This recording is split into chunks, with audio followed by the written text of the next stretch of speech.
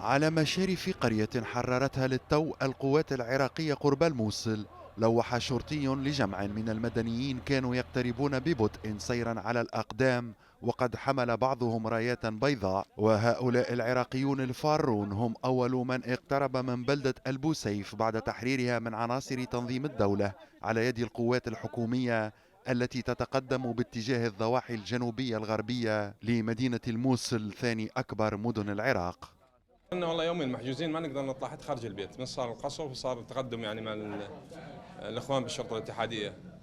فما حسينا الا جماعه قالوا انه الاخوان بالشرطه الاتحاديه وصلوا يعني يمكم، فطلعنا لان والله صار علينا قصف قوي. وبدا الارتياب بين العسكريين والشرطيين مع اقتراب المدنيين عبر طريق ترابي قرب الضفة الغربية لنهر دجلة جنوب الموصل. وطلبت الشرطة من الرجال والفتيان الذين كانوا أول الواصلين نزع قمصانهم للتثبت من أنهم لا يحملون أحزمة ناسفة. صار لنا 3 ايام يعني احنا بغرفه واحده، احنا 5 عوائل قاعدين تحت سقف واحد ونخاف الطياره تيجي تضرب ما تعرف يا ساعه، تخاف لا يضربك يتوهم بيك لان الدواعش يركض بالافرع. هم 4 5 المغرب مو شافوا القوات الامنيه فاتت المغرب والله ما تنسحبوا. وتبقى قوات الأمن العراقية حذرة إزاء أي هجوم أو محاولة تسلل لعناصر تنظيم الدولة.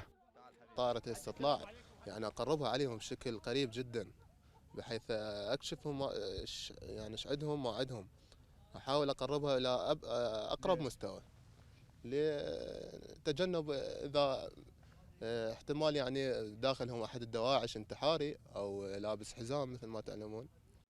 وتقع قرية أحمد على الكيلومترات القليلة التي تفصل قوات الأمن العراقية عن المطار الذي يشكل هدفا كبيرا لعملية استعادة الموصل برمتها. وكان القسم الشرقي من الموصل قد تم تحريره في يناير الماضي بعد 3 أشهر من المعارك والقصف الجوي.